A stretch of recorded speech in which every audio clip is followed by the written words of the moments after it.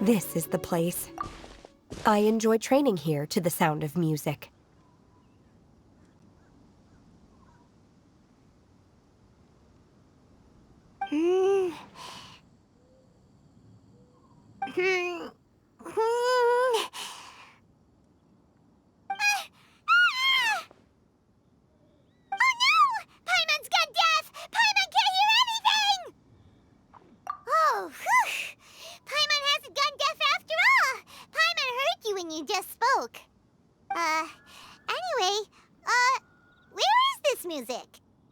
The faint sound of birdsong, the quiet murmur of the streams.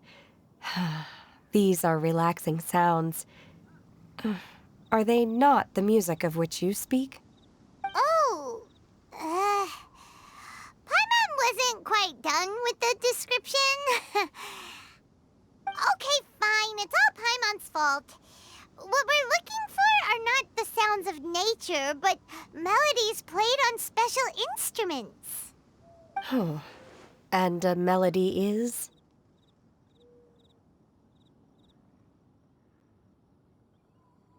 Huh? Hey, why don't you just sing that one melody Shen has heard before? It'll probably help her to understand what we're talking about.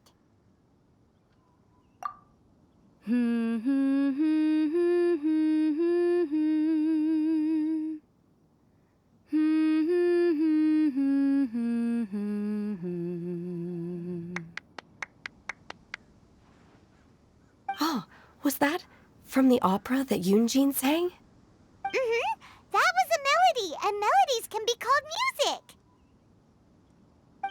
It felt like I was transported back to the past. In my mind's eye, I could see the Zhao lanterns lighting up the night sky again.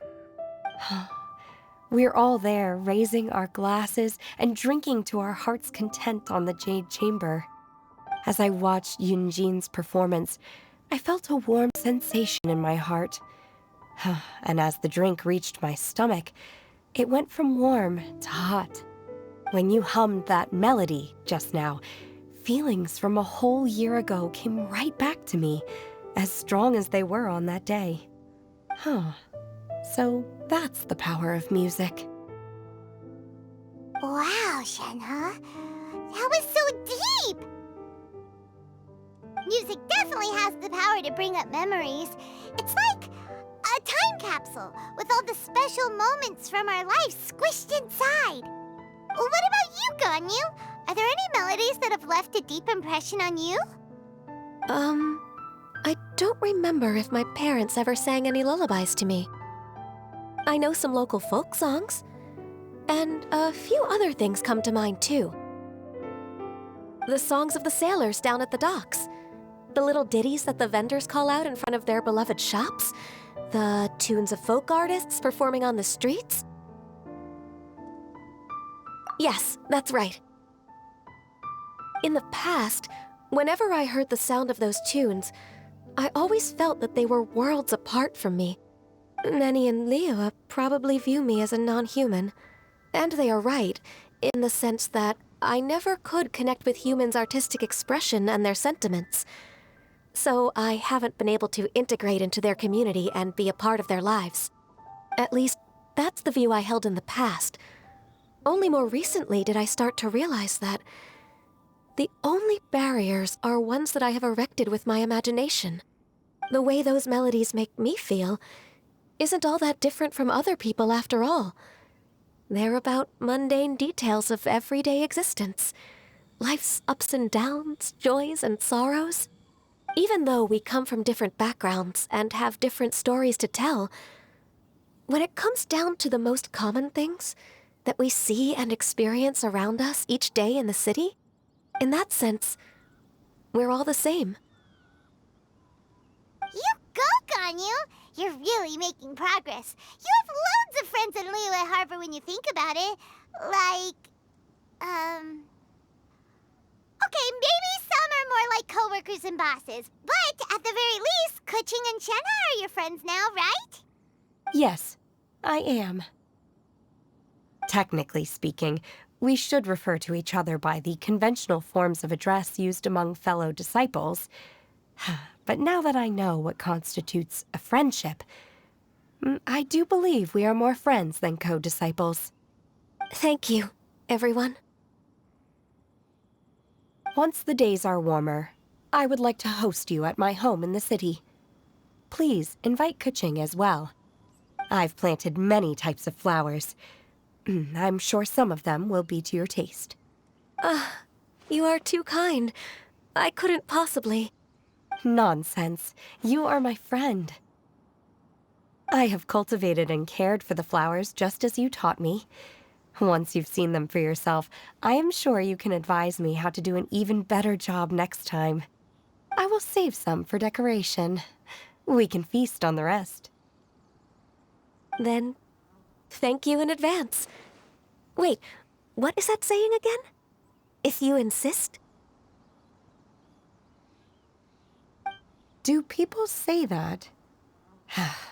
I'm not completely sure either. It doesn't matter, okay? You got the point across. No need to split hairs. Paimon's more concerned about your idea of a girls' night out. Eating flowers? Really? Does this have anything to do with you both being the disciples of that illuminated bird? Who dares refer to one not by one's Adeptus title, but merely as that illuminated bird? Master. Our greetings, Cloud Retainer. Ah! There it is! The illuminated bird has landed! Double humph. Now she has the gall to use it rather than she, even after being chastised once already? Barely a moment has passed since we last met, and yet your impertinence has reached new heights. Very well. If you refuse to learn your lesson, one shall scold you no further. One has received your message from Ganyu. On the matter of the Adeptus you seek, one suspects to know their identity. Well, shall one lead the way? I still have to complete my training for today, so I will bid farewell to everyone here. Very well. Await my arrival at one's abode later this night. On this special occasion, you should indulge yourself with some savory dishes. If you want to release a Shao Lantern, come and find us anytime. Thank you, everyone. Happy Lantern Rite to you too.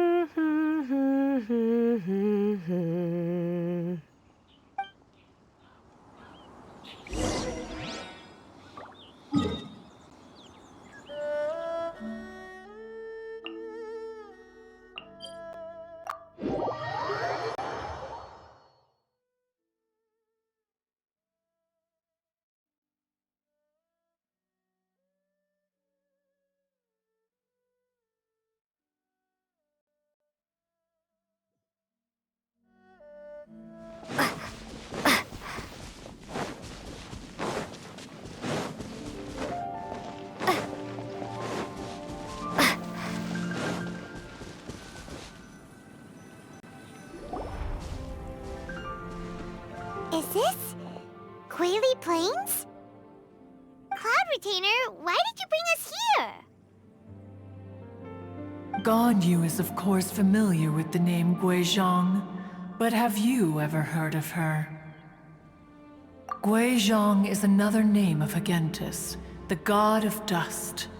She was extroverted in nature and adored social gatherings and inventions alike.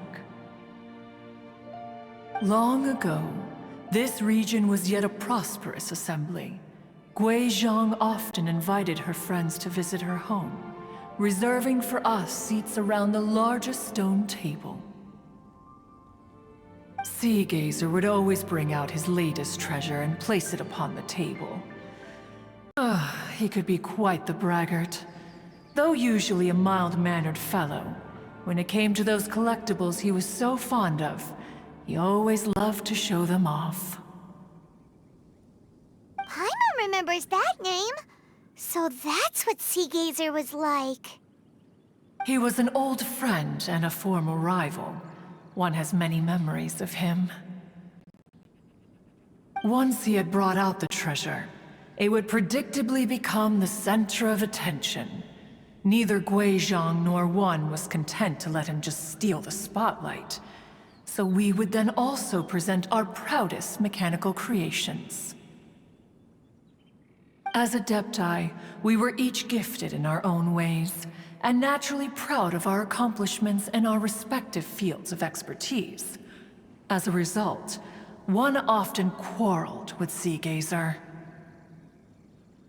His treasures were not even of his own making. He just used his exploration skills to dig them out of the ground.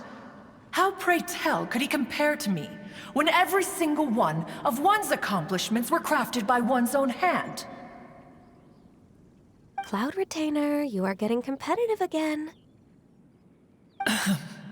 One digresses. Regardless, every time an argument occurred, Guizhong would come over to watch us during our mutual lambastics. On some occasions, she would join in, and on others, she'd take one of us by the limb and start uttering the most ridiculous nonsense. What kind of nonsense?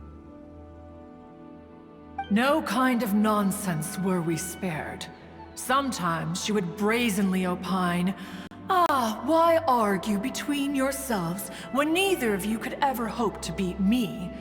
Other times, she would make unsolicited suggestions, such as, once you two are done arguing, let's go to the foot of the mountain and grill some meat.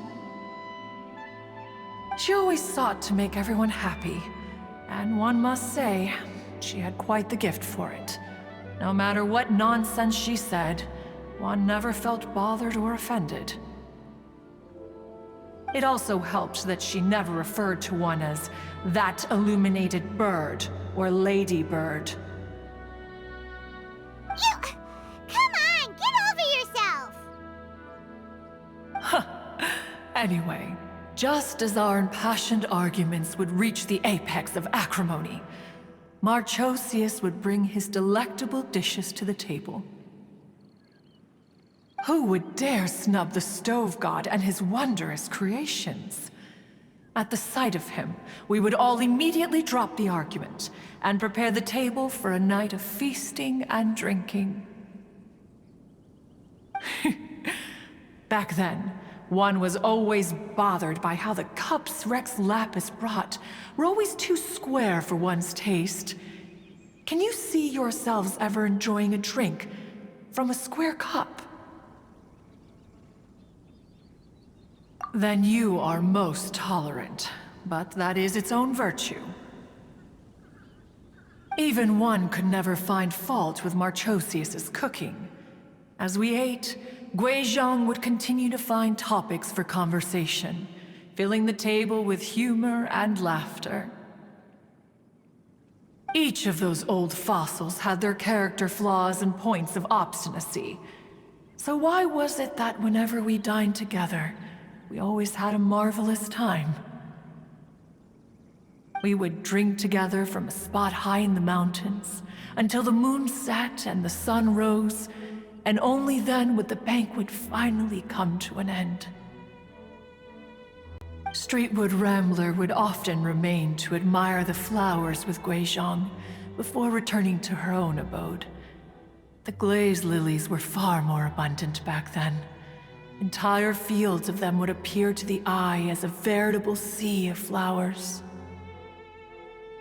Streetward Rambler? That would be Ping. You probably know her as Madam Ping. Oh, okay.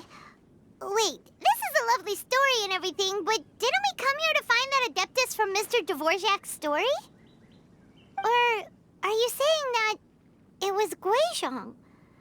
Didn't she, already,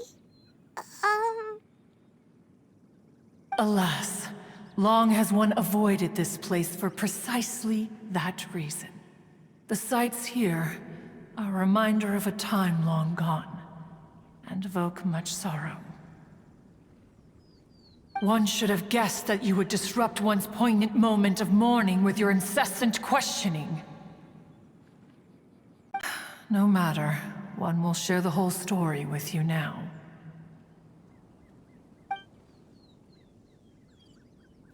In times gone by, one quarreled oft with Guizhong concerning mechanical principles. We each had our ideals, and neither would yield. Under the pretext of a social gathering, one invited the impartial Rex Lapis to judge the quality of our creations.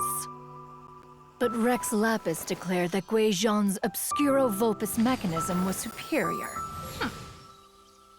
Though one was too proud to acknowledge it, in one's heart, one knew that Guizhong was indeed the superior talent in the mechanical arts. As for the story between Guizhong and Streetward Rambler, that begins with a certain bell. In Guizhong's opinion, while mechanisms were no substitute for human composers, they were yet capable of producing simple but fine melodies. But Streetward Rambler believed music to be an expression of the soul, an emotional enterprise that could never hope to be replicated by machinery. They argued endlessly, until one asked Rex Lapis to intercede. He confiscated the bell and designated it for ceremonial use. Thereafter, one would often find them convening in the mountains, discussing music, mechanics, and all the affairs of the mortal world. But these good times were not to last. War broke out between the gods, and soon engulfed the Guili plains. Guizhong was overpowered by the enemy, and fell in battle. When Streetwood Rambler and I arrived at the scene at long last, all that remained among the ruins was her lifeless body. After this, at Streetwood Rambler's request, Rex Lapis granted her the cleansing bell for safekeeping. To honor our friend's memory, one made a few finishing touches to her ballistic device. Many lantern rites have passed since then. Many greetings and goodbyes. Upon what do you gaze? The Guili Plains? No, it's everything.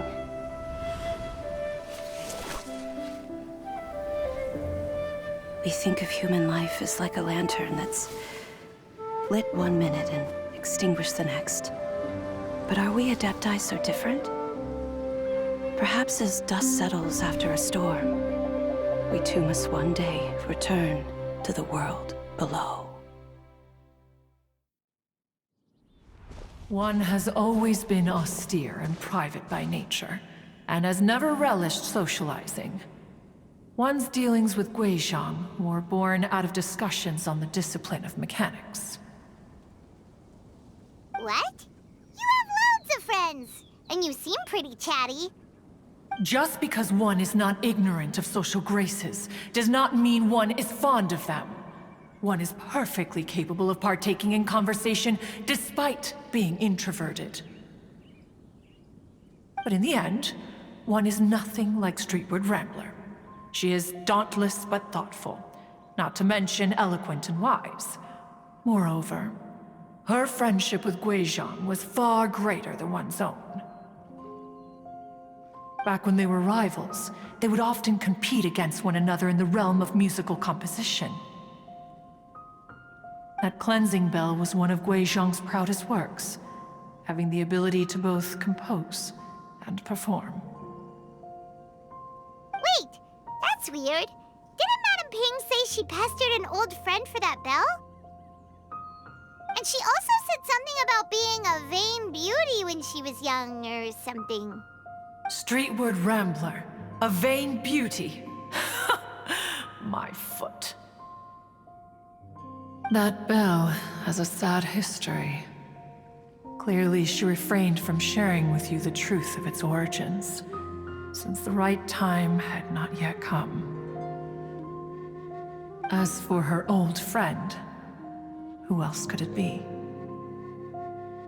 As soon as Streetward Rambler heard that a certain Zhang Li wished to borrow the bell, She realized that the man was none other than Rex Lapis, and that he had made an enormous decision. After all, we all have known each other for several millennia. Some things between us are implicitly understood. Whoa! So they were talking in secret code? Oh, Paimon did not see that one coming. Enough of your intrusions. Where was one up to? Ah, yes. One remembers now. The cleansing bell is powered by a mechanical art, and can be used to great effect as an accompanying instrument. After the passing of its creator, it was used on numerous occasions during rites of parting. But Streetward Rambler did not acquire it from Rex Lapis for the purpose of producing further funerary tunes. No. Each time she rang it, it was to play the tune that Guizhong composed on it. The two once clashed over their beliefs about the meaning of music. Who would have thought that with Guizhong's passing and Streetward Rambler's mourning, two tunes composed in discord would eventually become one harmonious composition?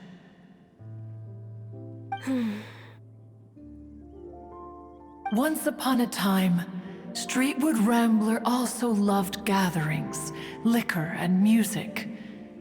But after Guizhong passed, she preferred her own company. She could often be found sitting alone at a mountain summit, contemplating and reminiscing with her zither. The music would go from mournful to soothing to impassioned. Many years passed before she finally composed a melody to her satisfaction. In celebration, she played the tune to the clouds. Regrettably, one has only ever heard her play that tune once. Which brings one back to the matter you've been investigating. Perhaps it was during that performance that the ancestor of your Fontaine friend fell into the water and was saved by Streetward Rambler. But if she was so happy with the melody, why would she only play it once? One was also greatly perplexed by this. After suppressing one's curiosity for a long while, one finally approached her and asked why she would retire the tune after having spent so long on it. In response, she said, "Though the strings that played that melody survive, the one who inspired it is gone. Tell me, Cloud Retainer, when the one attuned to my soul is no longer here, who else could hope to understand this tune?" Aw, poor Madam Ping. I just remember being taken care of by you when I was young. Once the Archon War came to an end, I stayed behind in Liyue Harbor to honor my contract. Although I met Guizhong a few times, I never knew anything of this particular story. Guizhong was quite the visionary, but tragically passed before her time. Her manuscripts still lie unfinished in the realm of clouds. Blank pages give one cause for contemplation on what might have been.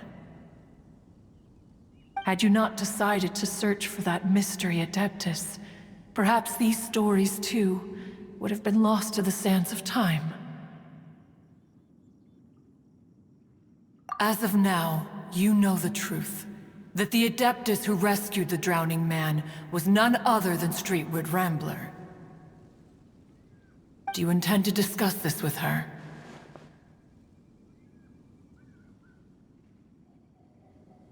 Do you mean Ping might find the topic too distressing? Precisely. The passing of our old friend is a heavy topic that both of us are usually careful to avoid. If I may be so bold, Cloud Retainer, could it be that this is just your own personal opinion? Oh? How so? I've been in Liyue Harbor for quite a long time now, and I've witnessed many farewells along the way, so I too am well acquainted with the pain of the passing of a loved one. But this doesn't bring the city or its people to a standstill. They have to keep moving forward. Someone as perceptive and wise as Ping will surely have come to understand and embrace this. Though these immortal mountains have lost an adeptus, the harbor of mortals has gained a wise elder. No loss can ever be undone, but there is always much that can still be gained. Ping has helped countless people, and will guide many others in the years to come. And all to whom she extends a helping hand become her friends. People she can admire flowers and discuss music with. Though it is heartbreaking to lose a kindred spirit, life goes on, because there are new friends waiting for you further down the road. We even asked Madame Ping what she thought about adding a music festival to this year's Lantern Rite. When we get back, why don't we just ask her if she'd like to perform? Maybe we can even get her up on stage. You youngsters and your imaginations. Why don't you come with us? It's been a long time since you last spoke with Ping, and Liyue Harbor is always decorated so beautifully during the festival period. Is not every Lantern Rite the same in this regard? Were there ever anything new to discuss? One in Ping could meet any day of the year. I disagree. Each new day and each new year is different from those that have come before. How long will you simply let them pass you by?